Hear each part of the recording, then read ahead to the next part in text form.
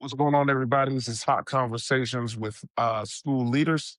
And I want to talk about something that has really been on my heart. And it is really encouraging me to keep doing this school leadership thing. So I was actually driving home, or actually driving to work. Actually, I was going to work and I've texted my wife because I was having a pretty tough morning. And I told her, you know what? I don't even think you have truly found your purpose if you don't want to quit every once in a while, right? Like, so if you never have days where you just don't want to do this anymore, whether that's your marriage, whether that is being a parent, whether that's being a school leader, a principal, being a superintendent, being a teacher, um, instead of quitting, I'm going to challenge you to say to yourself, I think you found your purpose. And the title of this episode is Your Burden is Your Purpose. I'm going to say that again. Your burden is your purpose. A lot of times in this job that we have, especially as school leaders, things can get really tough. Like we can get super frustrated with the staff that we have at times, right? I remember this is hot conversation, so this is honest, open, and transformative. Sometimes we have people who do not do the things we want to do. Sometimes we're trying to get buy-in and it isn't working. Sometimes we've got great ideas and they fall through. It's just a lot of things that can just happen that really throw us off. Sometimes we have students who just are not following the expectations. Sometimes we can have parents who honestly can sometimes just make it way harder to do the job and don't understand where we're coming from. Sometimes we get frustrated with ourselves because sometimes it's not everybody else. Sometimes it's us. We haven't communicated well. We haven't done the research that we need to do to make sure something is going appropriately. And so you get to these points sometimes where it's like you just want to throw in a towel. Sometimes I joke, I have my badge, I'll take my badge off and I'll put it down, or I'll joke and say, hey, anybody can have this. Anybody else want to have this? You know, you can have this. Because some days it gets crazy. Let's just be honest. It gets to the point where you're like, why am I doing this? And in reality, you know why you're doing this, right? Because you got into this thing, especially as a school leader, to help children.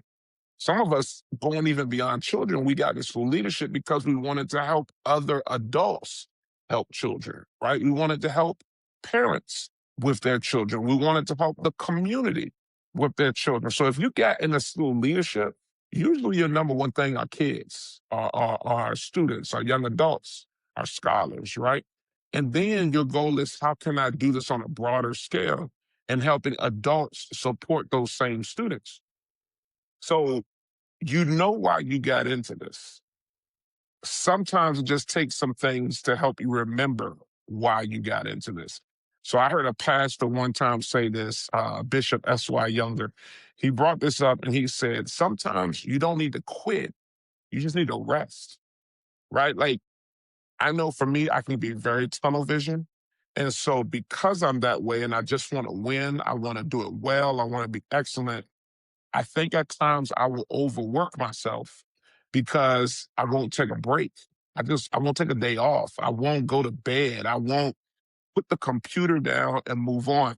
And when I first got into school leadership earlier on in my marriage, and I think I've said this in other podcast episodes, my dad used to say, you spell love Time. You spell love Time. That's how you spell time.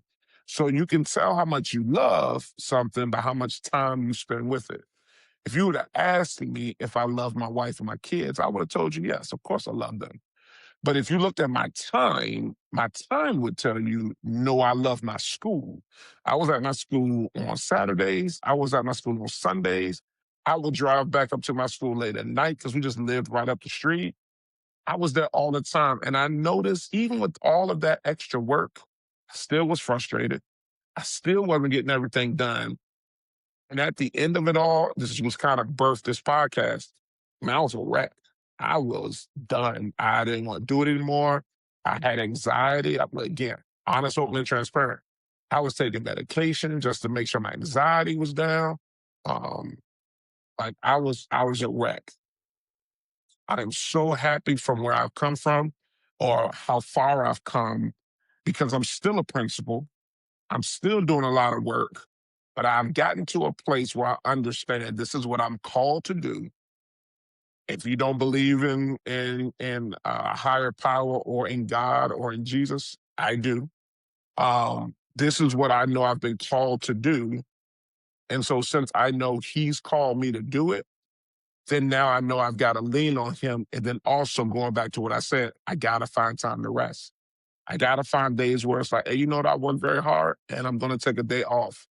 I'm going to make sure I trust my people in the building so that way I can take some time to myself so that I am at my peak for them, for my stakeholders, for our students, and for our staff.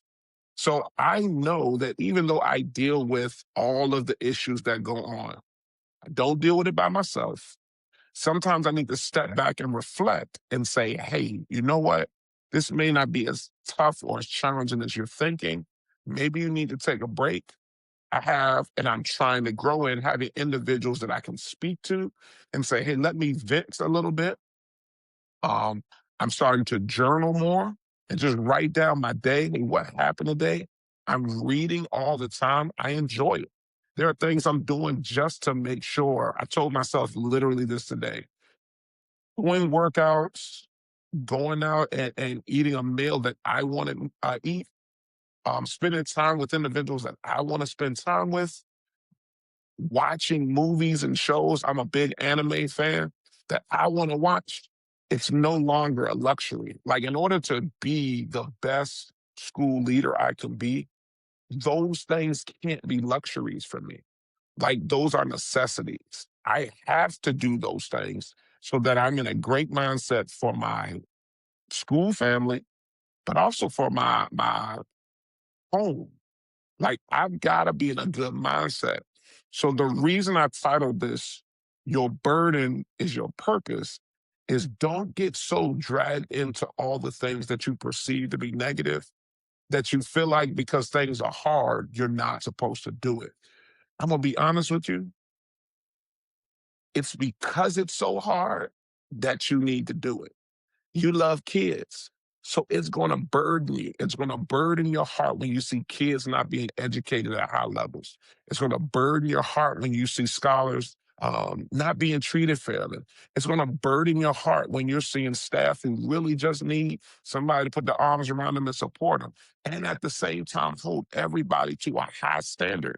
Because we're here for kids, it's going to burden you. And because it burdens you, you're the one who's going to have to jump in and do something about it because you're not going to get any rest if you quit. If you quit, you're always going to second guess yourself and say, what if I had stayed and actually had seen the vision all the way through?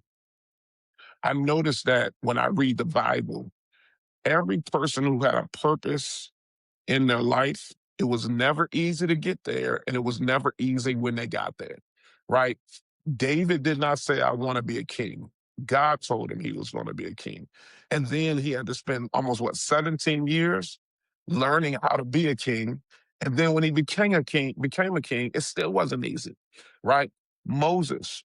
Moses was destined to lead a people out of Egypt and create a whole governing system. His first 40 years, he thought he could do it his way. The next 40 years, he goes through a wilderness experience to figure out he can't do it on his own.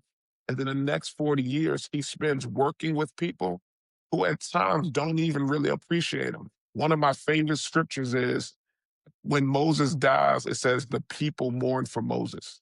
It's almost like he didn't even get the recognition until he passed away. You look at Esther.